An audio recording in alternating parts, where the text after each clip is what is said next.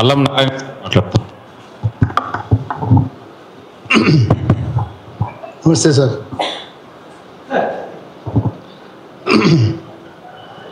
నిజానికి ఇది ప్రజాస్వామ్యానికి సంబంధించిన సమస్య.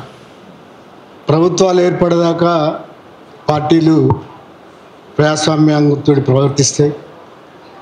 ప్రభుత్వాలు ఏర్పడ్డాక ప్రజాస్వామ్యానికి విరుద్ధంగా ఉంటాయి. 10 ఏళ్ల కార్యాచరణలో మొట్టమొదటి అనుభవం టీఆర్ఎస్ తోటి సుందర విజ్ఞాన కేంద్రం ద్వారా వచ్చింది. ఒక సందేశం అందింది. అప్పుడు సుందర విజ్ఞాన కేంద్రంలో ఒక సభని, దాని నిజానికి ఇంటర్నల్ సభ, దాన్ని జరగకుండా చూసినారు. ఆ తర్వాత హరగోపాల్ సారు ఇక్కడ అంబేద్కర్ విగ్రహం లోపలికి ప్రవేశించనివ్వలేదు ఆయనని. ఈ 2 సందర్భాల్లో అప్పుడు నిజానికి ప్రభుత్వంలో భాగస్వాములం కాదు మేము, కానీ మీరందరూ అనుకున్నారు. సహజంగానే సార్ ఫోన్ చేసినాడు. సార్ లాంటి వాళ్ళు ఇంకా చాలామంది, ఏమైనా ఇదేం కథ అని. మేము కూడా ఇదేం కథ అని కేసీఆర్ని అడిగినాం. ఈ కథ అట్లనే ఉంటుంది అనేది తెలిసిన తర్వాత, ఆ తర్వాత ఒక 2 పత్రికల మీద చాలా తీవ్రమైన నిర్బంధం కూడా పెట్టినారు. అప్పుడు మీడియా అకాడమీ చైర్మన్గా నేను జోక్యం చేసుకున్నాను. జర్నలిస్టులు చాలామంది ఉన్నారు నాతో. అప్పుడు TV9 వాళ్ళు, ABN వాళ్ళు వచ్చి కూర్చున్నారు. వాళ్ళ ముందరే మాట్లాడినాను, ఇది ఇట్లా కుదరదండి, ఎట్లయితుంది ఇది పత్రికా స్వేచ్ఛ విరుద్ధమని.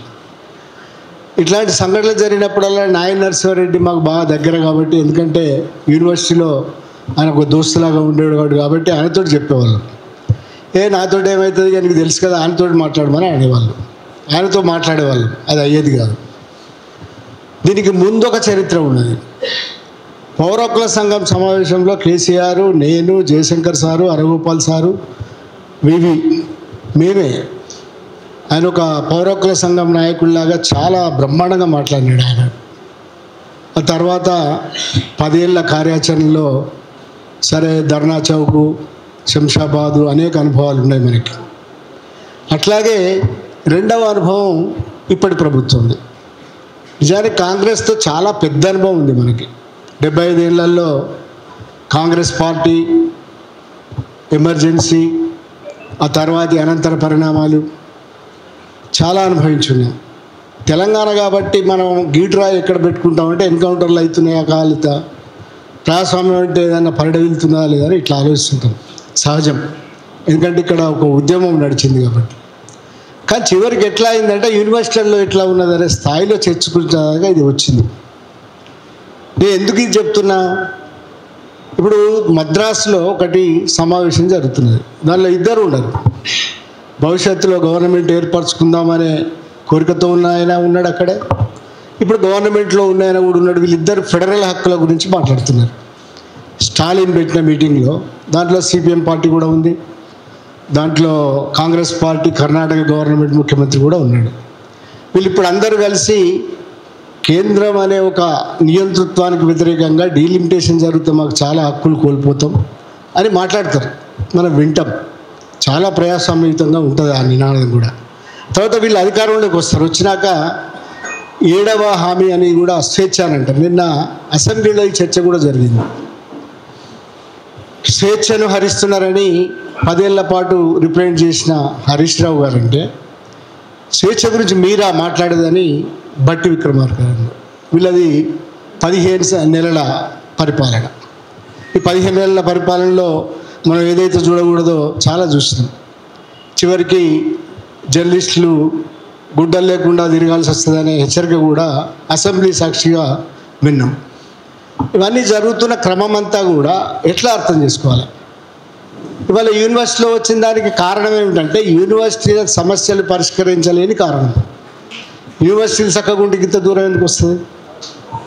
70% ప్రొఫెసర్లు లేని యూనివర్సిటీలు. 12 యూనివర్సిటీలలో 70% ప్రొఫెసర్లు లేరు. అసలు రెగ్యులర్ ప్రొఫెసర్లే లేరు. ఏదో మా కాలేజ్ కదా అని ఆర్ట్స్ కాలేజ్ పోయి, సోషాలజీ డిపార్ట్మెంట్ పోయి ఒకసారి ఇట్లా చూసి వచ్చినాం మేము. K. శ్రీనివాస్ గారు కూడా ఉన్నారు అన్నాడు. అది నిజానికి అట్లా అనకూడదు. చదువుకున్నది, జ్ఞానం ఇచ్చింది, గౌరవం ఇచ్చింది, ఉద్యమం ఇచ్చింది, చైతన్యం ఇచ్చింది, బతుకునిచ్చింది ఆర్ట్స్ కాలేజ్. అక్కడ అనకూడదు, మళ్ళీ అంటున్నాను, శ్మశానాన్ని తలపిస్తున్నాయి. ఏంది ఇది వాతావరణం, ఏంది కథ అని అనిపించింది, దుఃఖం వచ్చింది కొంచెం. అదే దుఃఖంతో మాట్లాడుతున్నా నేను. ఆ గవర్నమెంట్లో అయినా ఈ గవర్నమెంట్లో అయినా ఒకటే, ప్రజాస్వామ్యానికి గవర్నమెంట్లకు పడదు. ప్రజాస్వామ్యం అంటారా, సరిపడదు వాళ్ళకి. ఇప్పుడు జరుగుతున్నది అదే. దీంట్లో స్వతంత్ర ప్రతిపత్తి గల ఒక సంస్థకు యూనివర్సిటీ వైస్ ఛాన్సలర్గా ఉన్న ఆయన విడుదల చేసిన సర్క్యులర్ అయినా కూడా ఇప్పుడున్న ప్రభుత్వం భిన్నంగా ఏమీ లేదు. అది ప్రజాస్వామ్య స్వేచ్ఛ పరిడవిల్లాని, ప్రజాస్వామ్య స్వేచ్ఛలు బ్రహ్మాండంగా ఉండాలని ఏమి ఆశిస్తున్న ప్రభుత్వం కాదు. ఇది 15 నెలల్లోనే ఈ అనుభవాలు వచ్చినాయంటే హరగోపాల్ సార్ కూడా స్వయంగా ఆయన అప్పుడేమో అంబేద్కర్ విగ్రహం లోపలికి పోవకుండా చూస్తున్నారు వాళ్ళు. ఆయననేమో ఏకంగా అరెస్ట్ కూడా చేసినారు ఒకసారి అనుభవం అయింది ఆయనకు సార్కి. ఇంకా అనుభవాలు అయ్యే అవకాశాలు కూడా ఉన్నాయి భవిష్యత్తులో. కనుక దీన్ని ఎట్లా చూడాలి?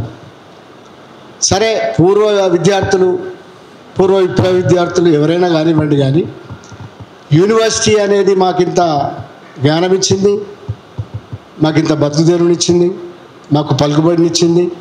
కనుక ఉద్యమ సందర్భంలో వివి సార్ రాసినాడు ఒకటి, అవును మేము పూర్వ విద్యార్థులు, మాకు అన్ని హక్కులు ఉంటాయి. 40 ఏళ్ళ కింద నేను ఇక్కడ చదువుకున్నా, 30 ఏళ్ళ కింద నేను ఇక్కడ చదువుకున్నా, మీతో మమేకమయ్యే మీ పోరాటాలకు బాసటగా ఉండే అన్ని రైట్స్ నాకున్నాయి. కనుక ఒక జర్నలిస్ట్ యూనియన్ నాయకుడిగా, పూర్వ విద్యార్థిగా, ఒక జర్నలిస్ట్గా నేను మీతో ఉంటాను. ప్రోగ్రాం తీసుకోండి. తప్పనిసరిగా యూనివర్సిటీకి పోయిన ముందు కేఎస్ గారు ఒక మంచి సూచన చేసినారు. ఏ 5 నిబంధనలు పెట్టి ఒక సర్క్యులర్ జారీ చేసినారో వాటిని ధిక్కరించే పనిని సీనియర్స్ చేస్తే అందరికీ ఇది వీలుగా ఉంటుంది. ఆ ధిక్కరించే పని కోసం నేను కూడా వస్తాను, మనం అందరం కూడా పోదాము, అక్కడ నినాదాలు ఇద్దాం కావలిస్తే. అంటే ఒక సింబాలిక్ యాక్ట్ అంటాం కదా, మీ ఉద్యమానికి బాసటగా మేమందరం వస్తామని చెప్తూ, ఉద్యమించకుండా ఇట్లాంటివి పోవు, ఉద్యమించకుండా ప్రజాస్వామ్యం రాదు, ఉద్యమించకుండా ఈ ప్రపంచం మీద ఏది మారదు, కనిస్టేబుల్ కూడా మారాడు. కాబట్టి ఇది కనిస్టేబుల్ పాలనలు ఉంటాయి. ఈ కనిస్టేబుల్ పాలనని వ్యతిరేకిద్దాం, సర్క్యులర్ని పూర్తిగా వ్యతిరేకిద్దాం. నేను మీతో ఉన్నాను. Thank you very much.